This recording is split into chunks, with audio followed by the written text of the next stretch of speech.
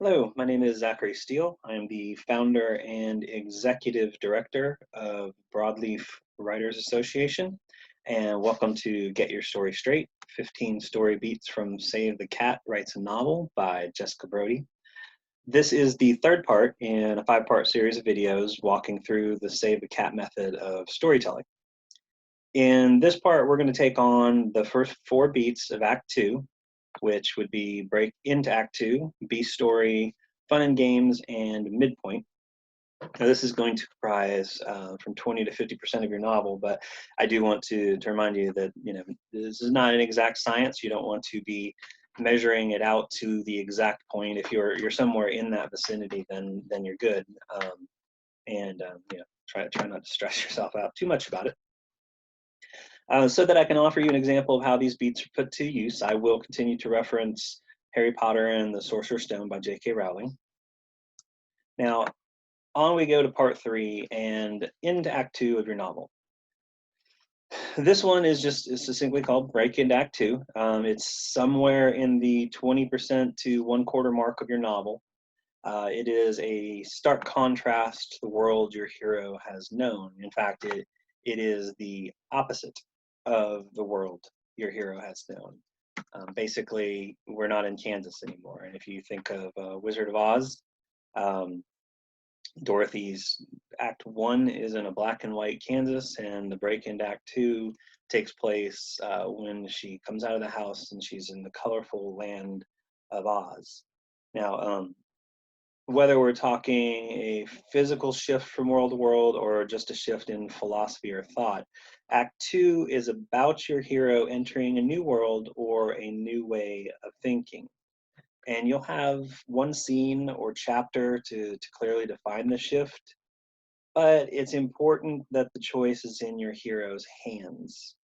Unlike the catalyst in Act 1, which happens to your hero, the shift into a new world or a new mode of thought has to be by choice. If you think of yourself, I mean, we as humans are always more receptive to change when we make the choice ourselves to face it. Now, in this particular act of your novel, your hero still believes that they know what they need to fix their life. They're pursuing their external want. And that's the surface thing that they think will solve everything, like getting the job or winning the boy or girl's heart or killing the antagonist that killed their family. When in fact, it is their internal want that will make them a better person. So, in the proactive decision to leave the world they've known behind, they're driven by the need to realize their external want. And since their decisions are going to be very uninformed, and they're pursuing what they believe will fix their life rather than what will fix it, they're doing so. They're doing what so many of us have done repeatedly. They're making awful bad decisions, just one right after the other, and generally stunned to find out that things haven't improved at all. Essentially, they have a wrong way to go. Now, in Harry Potter and the Sorcerer's Stone, the break into Act 2 takes place on pages 88 to 112, and it's a very clearly defined break. Harry has his robes, he has his school supplies, he even has his mascot character, Hedwig. And he is boarding Hogwarts Express and heading to school. So once an orphan living in a cupboard under the stairs, Harry's life could not be any more opposite. He's aboard a train heading to a magical school where he is going to learn to be a wizard. And now that we've firmly established your hero's new world, it's time for them to meet some new people. So enter the B story. Now, the B story is somewhere around 22% of your novel, or essentially just after the scene or chapter in which your hero breaks into Act 2. And this is where we meet a new character or characters who are going to help your hero learn the theme. Now, they could be friends, lovers, helpers, nemesis, mentors, or family members who play an integral role in your hero's journey to self-discovery. In the setup, you established the A story characters, and these are people who are part of the world your hero knew. Not that they have to go away, of course, but they've moved to the back seat of the car and are more prone to shouting about speed limits and staying on the road your hero used to drive on, rather than actually helping. And there are two simple criteria for your B story characters. First and foremost, they must in some way represent the new world or mode of thinking that Act Two represents. And secondly, they have to help guide your hero toward learning the theme, and that's crucial. They absolutely have to be able to help guide your hero forward, and make them help them to learn the lesson that they have to learn. Now, you can create as many characters as you want for this new world, but your B story characters, again, are there to help your hero. For example, in Harry Potter, the B story, which takes place on pages 90 through 106, we meet Ron Weasley and Hermione Granger, and these are two people that are brand new to Harry. He is brand new to them, short of the legacy of the boy who lived.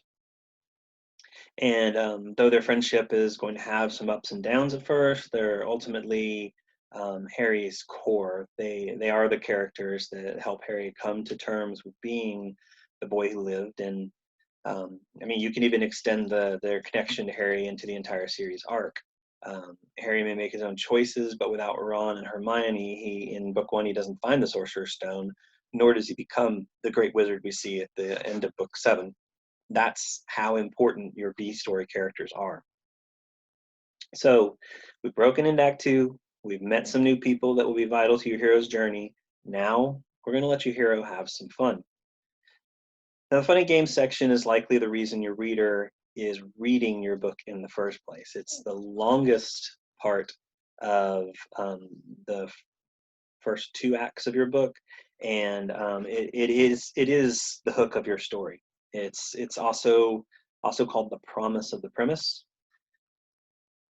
This is what your reader was told about your book, through whether it's through a bookseller, a friend, or simply by reading the back copy.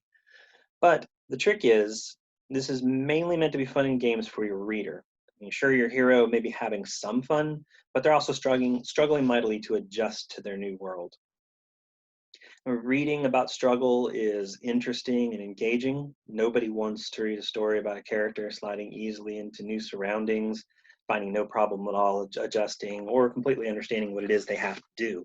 They have to stumble, they have to fall, and they have to fail while having fun and a good time. Jessica Brody calls it the bouncing ball theory, which I completely agree with. It's an up and down with your hero through this entire beat. A win earns a loss, earns a win, earns a loss, and so on. Like our own lives, we have our share of good and bad, of fun and misery, and so you need to reinforce this in your hero's story so that your readers will bounce along with you. No matter what, though, there has to be a defined direction for your hero. Either the fun and games is carrying your hero on an upward path toward success, or it's carrying them on a downward path toward failure. For example, Harry Potter, Fun and Games, pages 113 through 179. The promise of the premise is really strong for this book, and it doesn't disappoint. From Hogwarts with its moving stairs, to the Sorting Hat, the Four Houses, and classes on defense against the dark arts, potions, and charms, to flying on brooms, and then to a game called Quidditch. Rowling sews in everything a reader could want to have the best time possible in following Harry's story. And Harry's having a blast too. But all isn't perfect for him. He has an enemy in Draco Malfoy, a young boy eager and willing to bully any and everyone in Harry's growing circle of friends. And there's Professor Snape, who seems to have it out for Harry from the moment they meet. Snape takes any opportunity he can to poke and prod at Harry, singling him out and making his life in potions, and really, honestly, in school, miserable. But despite his enemies, Harry has finally found a place in which he fits in. He's definitely on an upward path, which means we're heading straight for a false victory. And therein we find the midpoint. Now, I don't think I need to define where this falls in your novel, but for the sake of continuity, I'll let you know that it should be at the halfway point, 50% or thereabout of your novel. Now, this is the crossroad. This is the pivot point for your hero. This is the middle of Act 2. The point in a 4-point act, well, if you think of a 4-act structure, which is an entirely different ball of wax worth your study, they would say this is actually where you move into Act 3. But here we're with the story beats and we're using 3 acts, and this right here is a single scene. The midpoint is a single scene to draw our hero to one of 2 things, and that's either a false victory or a false defeat. It raises the stakes of the story, and this is also where the A and B stories must intersect. But let's walk through those 3 points so that we make sure we understand them. When we talk about false victory or false defeat, in the fun and game section, you placed your hero on, as we finished there, on either upward path or a downward path. And whichever path that you chose tells you exactly where they should be at the midpoint. If they were on an upward path, for example, as Harry was, then your hero is due a false victory. It's a point at which your hero is at their highest. They feel as though they have it all figured out. But this is a novel, and they haven't learned the theme yet, so their victory is superficial, which means you have to take that false victory and slap them in the face with it. Things are going to go badly from here, at least until they manage to learn their lesson and realize the theme of your novel. Now, if your hero is on a downward path, then they're going to experience a false defeat, and a false defeat is just simply a point at which they feel lost, like giving up, which of course they can't and won't, because that's right, they haven't learned their lesson yet. All of this serves to raise the stakes of the story. What once was fun and games is about to get pretty heavy. The clock is ticking, and your hero is now completely on board with the mission. They are finally separating their wants from their needs. The want was part of the A story, while the need is clearly the B story. This is where these stories entwine, where characters from the A story become more impactful in the B story. All of this serves to amp up the pressure on your hero, to make it harder, to make it even more difficult for them to ever go back to the status quo. If you think of the midpoint as a hill, we've reached the top of it and we're going down, and you're not going to be able to walk. You're going to be moving very fast and very far away from where you began climbing the hill to begin with. Now, in Harry Potter Sorcerer's Stone, the midpoint is pages 180 to 191. It's in Harry's first Quidditch match that we find him achieving a false victory. So this whole upward path leads to this moment. His skills are on display for everyone to see. And despite a moment when it seems he might fall off his broom, he climbs back on, he wins the match for Gryffindor, he's on top of the world, and in his estimation, he has everything he could possibly want. But he hasn't learned to accept that he is the boy who lived. He hasn't learned to accept the theme of this particular novel, and so therein lies the false victory. It's a superficial win. And directly after the match, everything changes. Hermione comes to him and tells him that Professor Snape is the one that cursed his broom and almost knocked him off. And suddenly, things aren't as fun as they were before. I mean, we're talking about someone trying to actually kill Harry, and both he and the kids realize that at this point on, they have to figure out what's going on. You have to figure out what Snape is after, so that they can expose him and keep Harry alive. In other words, things just got real for Harry and for his readers. You know, that will conclude the longest section of beats that we're going to cover at one particular time. This is the heart of your story. But Act 2 isn't done yet.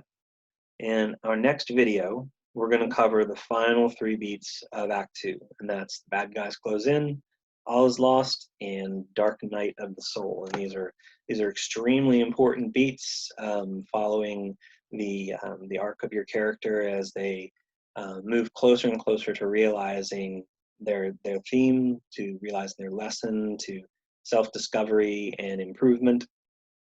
And it's a lot of fun. It's a good part of the book. But for now, I will wish you happy writing. I hope this video has answered any questions you have on these particular beats. But if it didn't, please feel free to drop a comment and let me know.